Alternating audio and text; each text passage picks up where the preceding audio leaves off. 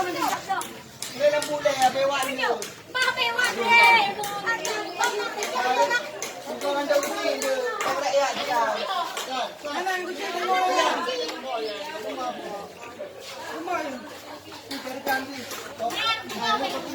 Lahat, wala mo na kayo. Ano pala? Ano pala? Masabi din.